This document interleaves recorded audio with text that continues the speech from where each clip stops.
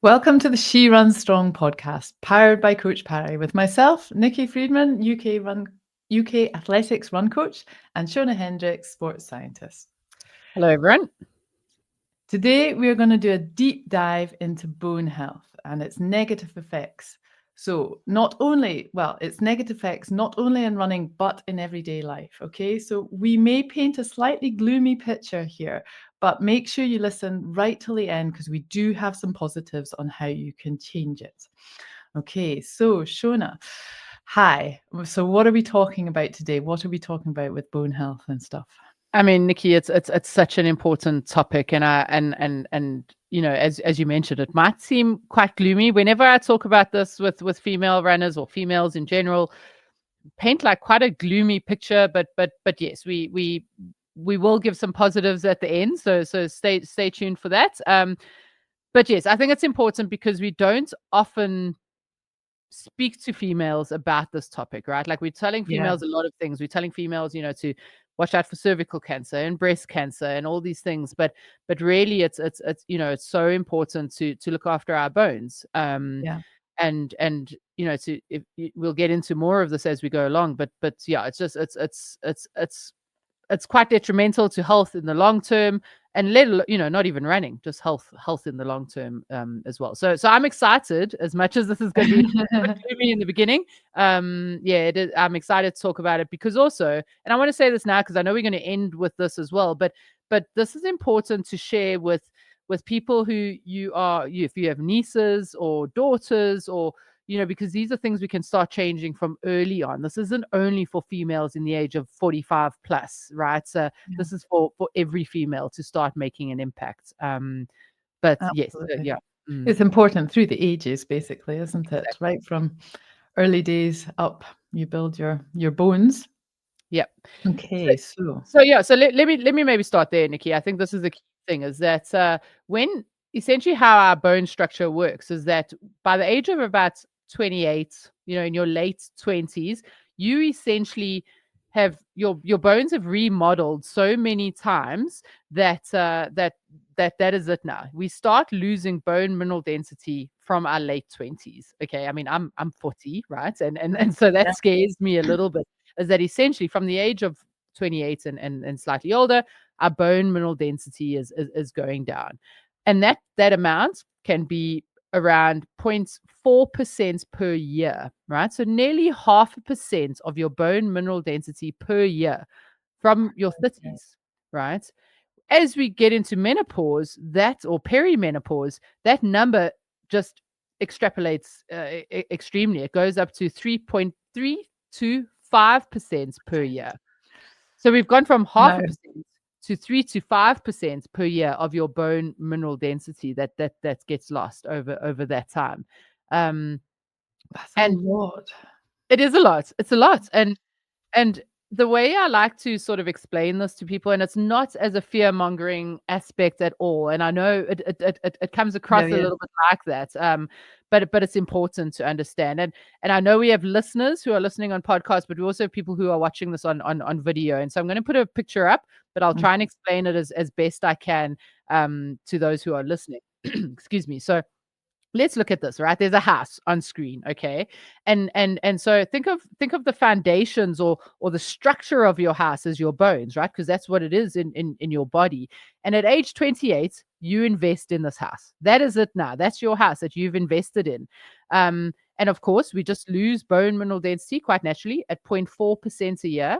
And so what that means is that by 48 years old, you've probably lost 8% of your house. Okay. Yeah. 8. So if you obviously, if you're not watching this and you're listening to us, I mean, 8% of your house. So think about your whole house and take away 8% of that. Like take away a tenth of that house. Yeah. Um, and then as we get to and perimenopause and menopause, we're looking at 3 to 6% that gets lost. All right. And so by age 52, then you could have lost a third of your house, because you've lost around 31% of your bone mass. This is all things considered. I mean, this is a Yeah, extrapolation of an example. that's And for those, huge. it's huge. It's Uh, it's absolutely huge. yeah, I mean, I'm 54. That is like 30% of my bone of your mass. bone. And that's the thing. So, if you, and obviously, Nikki, you've trained, you've run, you've done strength, and you've done all the things that we're going to talk about today. This is obviously, I mean, I'm making quite a dramatic Yeah, example of it, but that's what could have essentially, happened. this is what could have happened.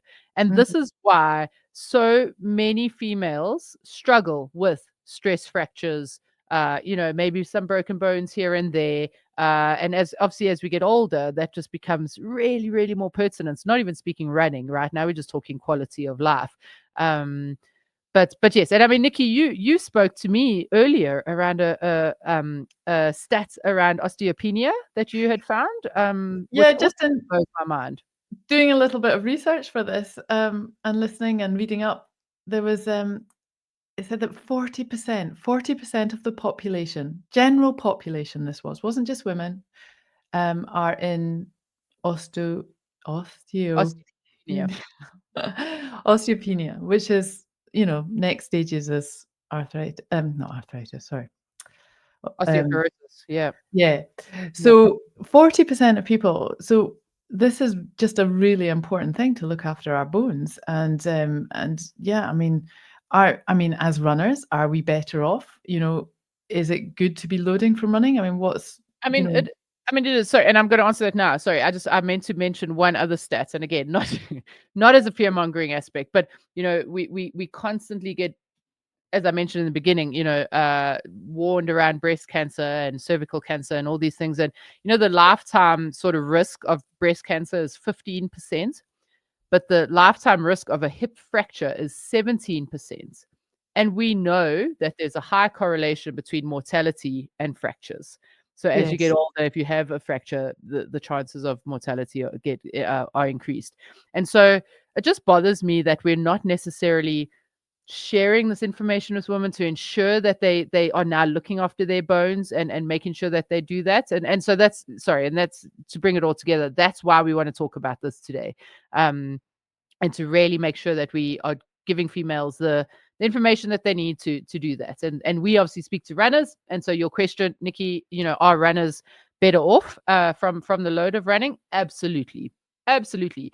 Your bones respond to a load. Okay. So from 28, your bone structure is remodeled enough that that is what it is.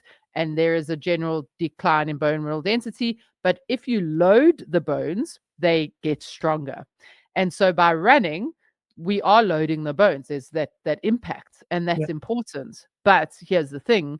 So this is a yes and a no answer. Yes, it does help, but no, because running is linear, right? Like right yes. foot, left foot, right foot, left foot, right foot, left foot. And so you're only loading the bones in one direction, and the bones respond to multi-directional forces.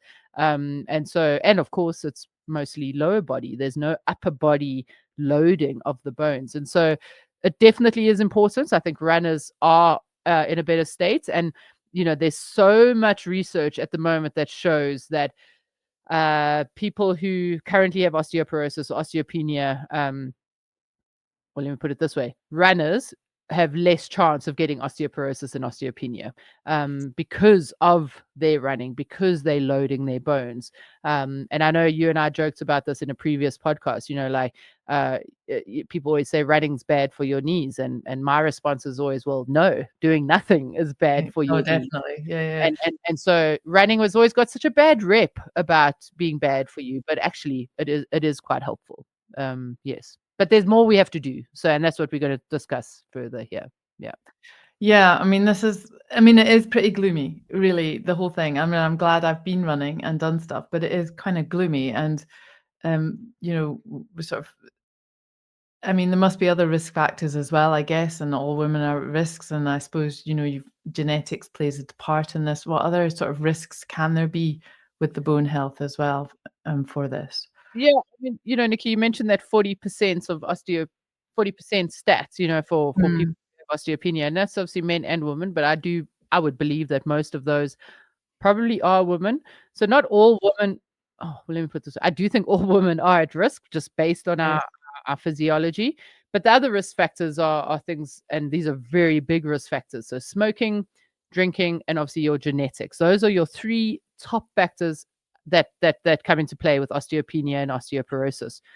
Another one that's quite, sort of finishing fourth, quite close there is your nutrition or your eating. So previous eating disorders and so on, that fits in quite close there. So nutrition is really a big aspect of this as well. And so, smoking, we know the effects that Yeah. has, the same with drinking. And obviously we're talking to runners here, so I mean, to be fair, we assume that very often this is quite a healthy bunch, but Yes. genetics is a big thing. And so Yes. if your mom had osteoporosis or osteopenia, or your gran had that, or even if you don't know, and perhaps one of them passed away from having a hip fracture and then landing up passing away, I would recommend to go and get checked. Go get a bone mineral density scan and understand that, because if you genetically have that, you are at a higher risk for it. And so yeah, so that just means, again, this all sounds really gloomy, and we're Yes. quite happy on this pod, but yes, there definitely are ways that we can make that better, and we are going to come to that in a little bit. But Nikki, I mean, we deal with this from a coaching perspective often, and I know you have had a client who struggled with stress fractures continuously, and it may not have been osteopenia, but just it within the realms of bone and bone health. And we did a coaching call with Monique, like, oh Correct. gosh, I can't even remember when it came out, but it's a while back. So please go and have a look. But just to give you guys a little bit of info on Monique, I mean, she's 47 years old. She's an experienced runner. She ran 7 comrades, and she came to Coach Perry. She came to us and to Nicky in particular in 2023, and just had performance that was going down. But she had just had this history of recurrent stress fractures. It just kept happening. Mhm. So a fibula and a tibia, which are both in the lower leg and in her femur, which is obviously quite serious. Yes. But Nikki, I mean, what did you do from a coaching perspective? We didn't know if she had osteopenia or not, but how did you manage that from a coaching point of view? Yeah. I mean, what you're saying there about loading and running is good for our bone health. But equally, if you are running and doing a lot of training, but you're not fueling, then it's going to be detrimental. When Monique first came and she talked through some of her training, and then I went back and looked through her Strava and saw some of her training weeks. And then the next time I spoke to her, I actually asked about her eating and what she had eaten for breakfast and lunch and dinner and how she fueled. It really turned out that she was a busy person. She didn't really eat until the evening meal, in which case it would be fish or chicken and salad. And it became really obvious to me that she just wasn't fueling her runs, Jobs. and that was affecting her bones. And this isn't the first athlete I've had that's in this sort of situation and comes off stress fractures. And I think what's really interesting, and when I was doing a bit of research, I found this analogy that, you know, you have to think of your bones as mineral reserves. They have the minerals that you need in your body, and especially they have calcium. Mm, hold Uh, on.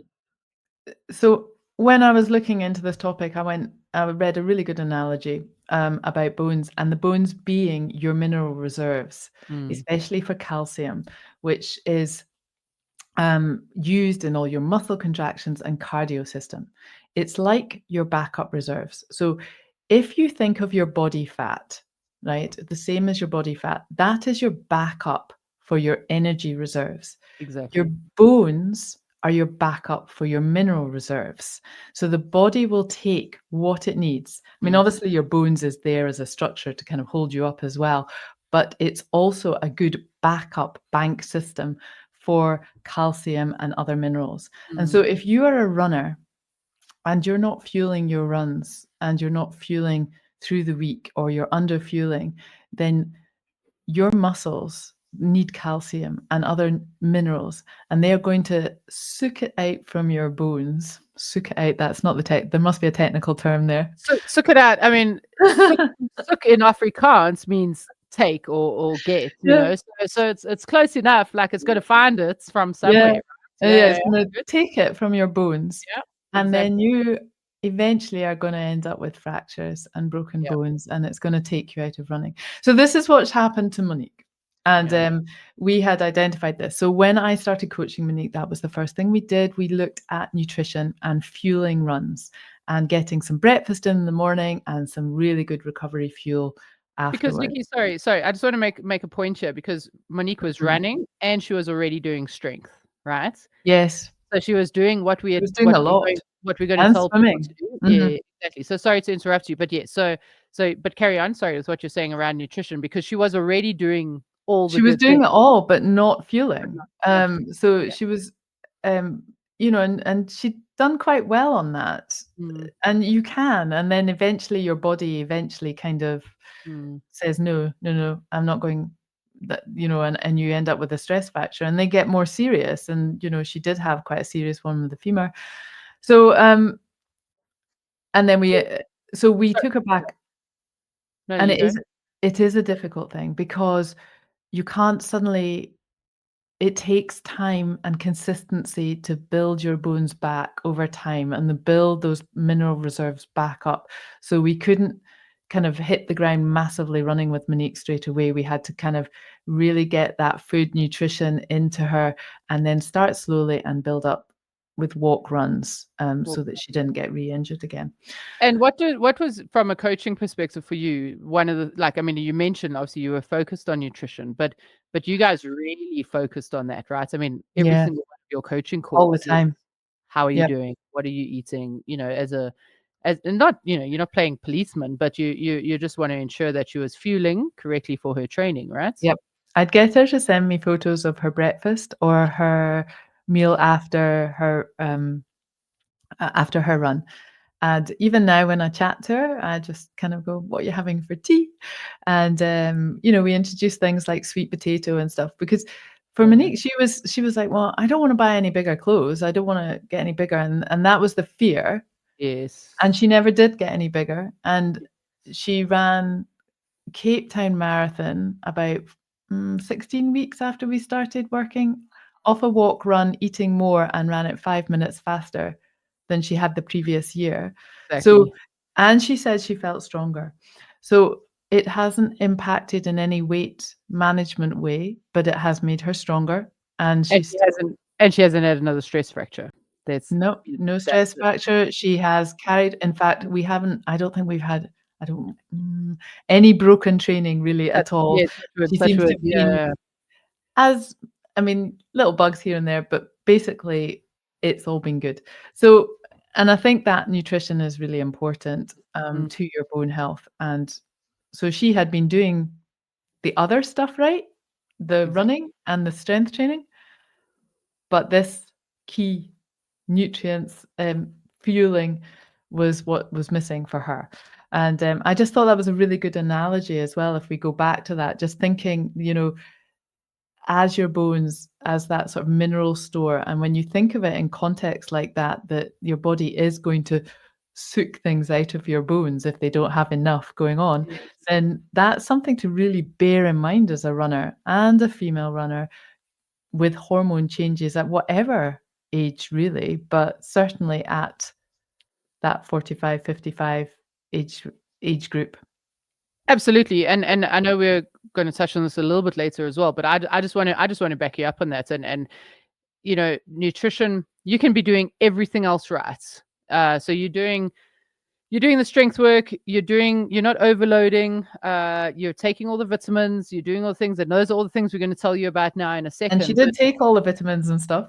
exactly, exactly. But if you are not matching your energy in versus your energy out, the body is phenomenal. It figures out how to survive, Yep. right? It's a biological aspect of ours that if we go into some sort of low energy availability, the body goes, okay, well, I'm not getting enough calcium from my diet. Huh, I have a reservoir of calcium in my Yeah. bones, and so I'm going to take it from there.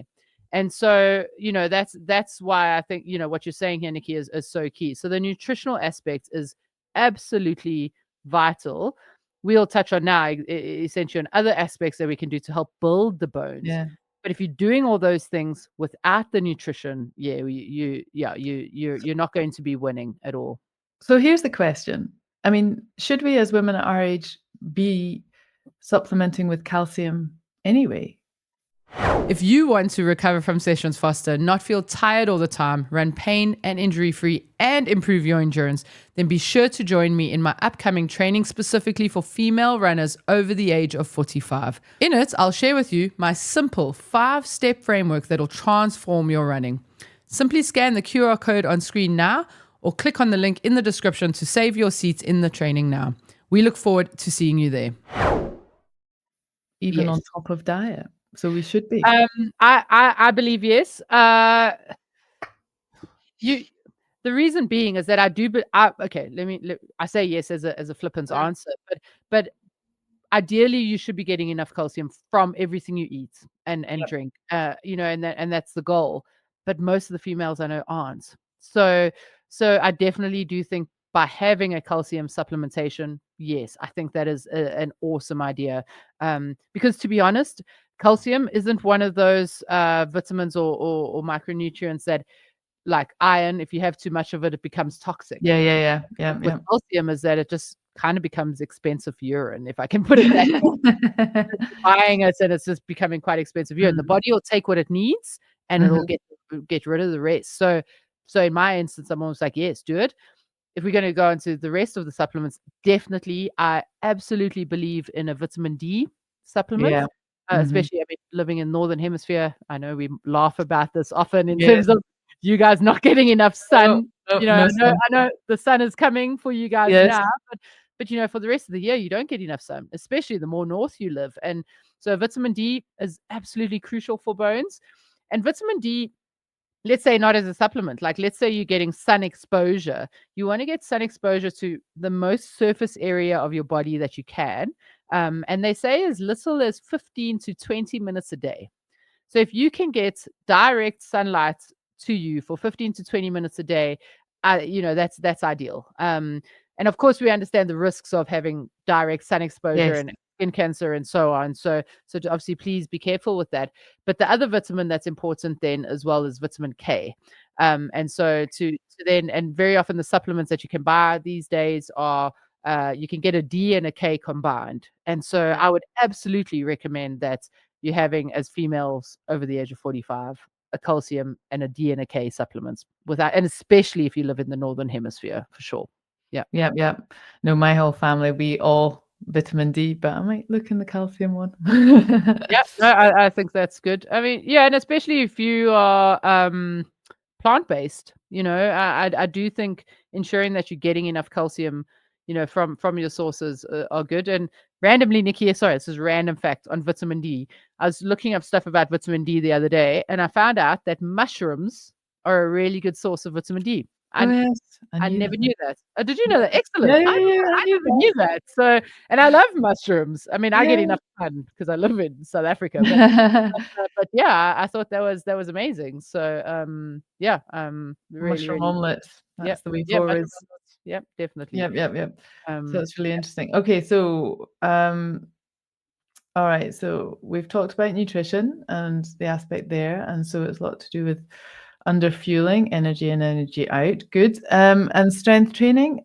So what do we want to do then in terms, because you were saying that running is just loading in one way. So what's good in terms of strength training then for Yeah. So I mean, there's a number of things we can do here, right? So I mean, we've painted a pretty doom and gloom kind of picture here. Unfortunately, that's a reality for females. This is the reality? Well, and males to a certain extent as well. Unfortunately, females just it's slightly worse. But the things we can do to ensure that our bone health is protected and looked after as we get older: nutrition, which we've just covered, and then strength training. And when I say strength training, I know everyone turns off, like they just like, I don't want to do it. Yep. And I'm talking like resistance training. As I mentioned, the bones respond to a load. So we need to make sure that we load them. So don't get me wrong, I love the yoga and the Pilates of the world. And they are really good for running in terms of helping to prevent injuries, but we have to start loading our bones. And so that means pushing our body against a form of resistance, because that means that then we're loading the bones in a multi-directional force, and they get stronger by us doing that. And And so that, if you've never done any kind of strength training ever in your life, then yes, start with body weights, because if you go and do a push-up and you've never done this before, you're pushing your body against a form of resistance, okay? And so the bones are going to get stronger. And my favorite analogy about this, Nicky, is, essentially we need to think about our bones like a retirement annuity or a bone bank, if you will, right? So the more we put into that bone bank earlier on, Yes. the more we'll be able to take out later, right? Because the decline is going to happen either way. And so, if I'm honest here, I started my retirement annuity quite late in life, and that's my own sort of concerns. But at least I started it, right? Yes. And so, same thing here with strength training. If you have never done strength training and you're 60, start today, because you're going to be putting little deposits into your bone bank that you'll be able to take out of later on. And I think we have to look at that in that exact way, is that the more we can put in, the more we can take out later. And this is why I think this is not just an issue or a conversation that we should be having with females who are over the age of 45. This is the conversation we should be having with our nieces and our friends and our daughters who are 20 to 30 years old, because the more they put into that bone bank by doing strength training and eating well, Yeah. they will be able to take out later on. Yeah. Which I, I think yes. Mm. very important. When I was living up in Edinburgh, we coached a girls group who were 13, 14-year-olds, and they would come from school straight to hockey, straight to running, and I was forever kind of like, bring a snack, bring food, Yeah. because that is their key time. I know that's not our age group, but that's the key time to be building your bones, isn't it? But it's not too late. We can stop the decline. And just, hold on to our muscle mass as much as possible, which is key, Which is and key. bones. Yeah, absolutely. Sorry, Nikki. And so strength work, we spoke nutrition and fueling, right? So fueling for your sessions, strength work, and the vitamins that we perhaps can take in, and not under fueling, because that, like we said, it's going to take from the reservoirs. Yeah. But aside from the strength work, just the resistance training, there's a lot of research at the moment that speaks a little bit around, incorporating some plyometric work into your training. Just Again, about to ask about that, oh, okay, okay, good. I'm so glad we're on the same page. Sorry, but just running. If you think about running is essentially plyometric, right? You literally land on one foot, you're yeah. on one foot, and you're landing on the next one. You're pretty much jumping Yep, from yep, foot. And there are some basic plyometric. I'm not saying to go and jump on a 60 centimeter box, right? Please don't go do that. But light skipping, uh, um, light pogo jumps, just sort of yep, jumping in place, some coordination drills, all of those things really help just build the bones. yeah. And again, we mustn't forget about the upper body, because the number of clients or runners that I've coached who have landed up with wrist fractures because they just not doing enough upper body, because as they fall and they land on their wrist, then that's the thing that goes. And so, yeah, utilize all of these things, do the strength training, ensure that we're adding in some plyometric aspects that just get those bones a little bit stronger. But really, at the end of it, it's never too late to start. So as I say, you can be 60, 65. Please, let's start doing this. Start putting a little bit in the bank, because you can Yeah, take it yeah, out a little bit later. Yeah. yeah, and yeah, good feeling. It's really, it does feel quite doom and gloom, the whole thing. When you started off with that picture of the house and a third of it going by 52, it's just like, gosh, I have always done strength and I'm quite relieved about that. But I definitely, yeah, um, But I mean, Nikki, I'm 40, and I paint that picture and I get scared. yeah, If the decline was starting at 28, that's 12 years ago. So and again, it's tough breaking a hip. My mum broke her hip last year. She was in hospital for 12 weeks. We were in there a lot, and we saw a lot of women come and go in that not hospital who were quite fragile, and it was tough to watch, I have to say. it And is. And yeah, sorry, Nikki, and I know, and bless your mom. I mean, I know mm, she's she's turned a bit of a corner, which is Yes, amazing. defied the odds. But absolutely, and that's what I was saying earlier, is that a fracture has a high correlation with mortality as we get older. And so I know this is a running podcast, and we want to do best for running. So of course we don't want to be out injured and not running, but also we want to be good for health, and we want to Yeah. ensure that we're doing the best that we can to be functional as we get older. And this is why I sort of love. I mean, and we've spoken about nutrition. I think it's good. We've spoken about good training to not overload, which is good, of course. My thing about strength training is, and people laugh at me, but I almost call it my shopping special. You go somewhere and you buy one thing and you get something for free, and I Yeah. love that, right? Like, and I think of strength training in that way, because strength training, you have to pay something. We don't like doing it, so think of it as that as your penance for Yes. doing something. So you're buying one thing, you're buying getting injury free for your running. Okay, so that's cool, that's great. That's good. The thing you're getting for free is you're getting that your running improves, which, I mean, who doesn't want to get faster, right? Okay, Yeah. so winning. And the second thing you get for free is that you're improving your bones and building muscle mass, and you're making yourself better for life. Yeah. And so buy one, get two things for free. Strength training for me is the key there, to Quality doing of it. Yeah. To ensure quality of life, because quality of life means good running later on as Yeah. well. So, Well, most of us all want to be running around with our grandchildren, really. So, absolutely. and we want to be that person who's still running at 70, 80, 90, Exactly. and on and on. So, No, exactly. yeah. So there's plenty we can do.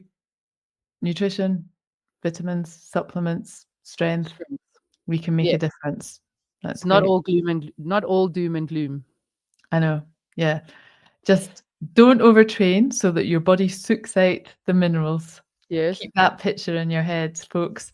Good. No, that was Good. really interesting and fascinating, and I think it's really worth kind of red flagging that for people so they really take notice and Mm. really kind of understand why it's so important that we are fueling our runs so that we Yes. perform better and that we're just looking after our bones.